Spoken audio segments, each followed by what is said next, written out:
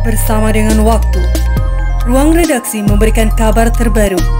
Sultraline hari ini. Bapak Ibu semuanya, jadi kegiatan kita sekali lagi. Balai Pengelolaan Das dan Hutan Lindung BPD ASHL Sampara melakukan sosialisasi pemulihan ekonomi nasional (PEN) padat karya penanaman mangrove di Suaka Marga Satwa Tanjung Amolengo, Konawe Selatan, Sulawesi Tenggara, Sabtu 26 September 2020. Kegiatan ini mendukung pemerintah akibat adanya pandemi COVID-19 yang menyebabkan terganggunya aktivitas perekonomian nasional yang berdampak kepada menurunnya kesejahteraan masyarakat, mengharuskan pemerintah mengambil langkah-langkah luar biasa, extraordinary di bidang keuangan negara melalui program pemulihan ekonomi nasional (PEN). Salah satu program PEN yang dilaksanakan oleh Kementerian Lingkungan Hidup dan Kehutanan adalah padat karya penanaman mangrove (PKPM). Indonesia memiliki sebaran mangrove seluas 3.311.207 hektar, di mana 637.624 hektar termaksud dalam kondisi kritis dan perlu dipulihkan. Sementara itu, Provinsi Sulawesi Tenggara menurut peta One Map Mangrove mempunyai hutan mangrove seluas 57.919,01 hektar dengan kondisi perlu direhabilitasi seluas 5.616,44 hektar. Sebelum berlanjut, jangan lupa subscribe channel Sultraline, nyalakan loncengnya agar Anda yang pertama mendapatkan informasi terbaru dari ruang redaksi kami.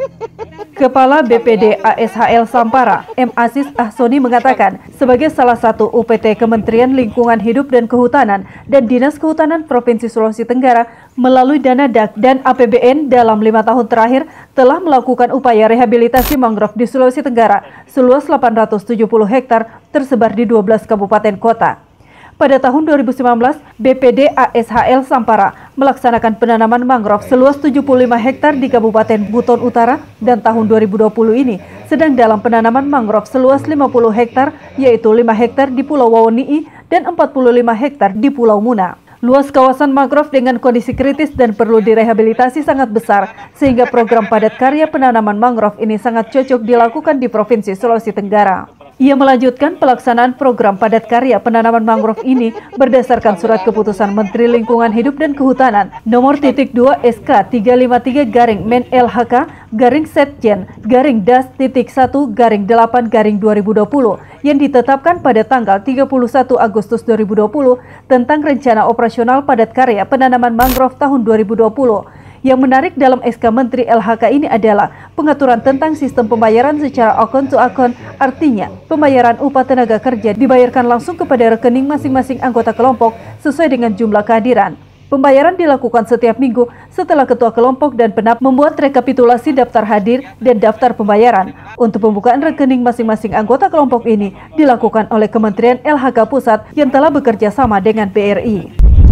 Maksud dan tujuan dari kegiatan atau program padat karya penanaman mangrove ini adalah yang pertama tentunya membantu masyarakat untuk memperoleh penghasilan akibat adanya dampak dari COVID ini. Selain itu tentunya adalah untuk merehabilitasi kawasan-kawasan mangrove yang kondisinya saat ini sedang dalam keadaan rusak atau perlu diperbaiki. Jadi ada dua agenda besar dari program ini. Yang pertama adalah penyerapan tenaga kerja dari masyarakat sehingga ekonominya akan pulih, dan yang kedua adalah pulihnya lingkungan yang ada, khususnya adalah mangrove kita ini. Luasannya adalah yang akan kita lakukan 1059 hektar pada tahun 2020 ini. Tersebar di 12 kabupaten. Ada mulai dari Pulau Muna, Buton Utara, Konawe Selatan, Konawe, kemudian di Konawe Kepulauan dan lain-lain. Pertama, kegiatan program padat karya ini adalah pembayarannya berdasarkan akun to akun. Jadi nanti setiap anggota kelompok masyarakat ini memiliki rekening BRI, dan kita dari BPD ASHL Sampara akan menyalurkannya melalui rekening tersebut, jadi langsung ke rekening.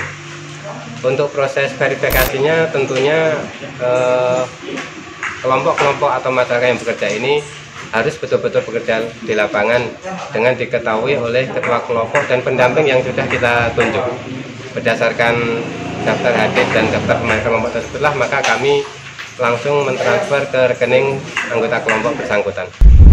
Selain di Konawe Selatan, program padat karya penanaman mangrove tahun 2020 di Provinsi Sulawesi Tenggara dilaksanakan di 11 kabupaten kota, yakni Konawe Selatan, Kota Kendari, Konawe Kepulauan, Konawe Utara, Kolaka, Kolaka Utara, Bombana, Muna, Muna Barat, Buton Utara, dan Wakatobi. Seluas 1.059 hektar yang melibatkan 61 kelompok masyarakat serta menyerap lebih dari 1.000 tenaga kerja. Kelompok masyarakat yang terlibat dalam program padat karya penanaman mangrove terdiri dari kelompok perhutanan sosial Hotsos 1 kelompok, kelompok kemitraan konservasi KK 10 kelompok, kelompok tani hutan 1 kelompok, kelompok proklim sebanyak 2 kelompok, dan komunitas lain kelompok khusus yang dibentuk oleh PKPM ini sebanyak 47 kelompok.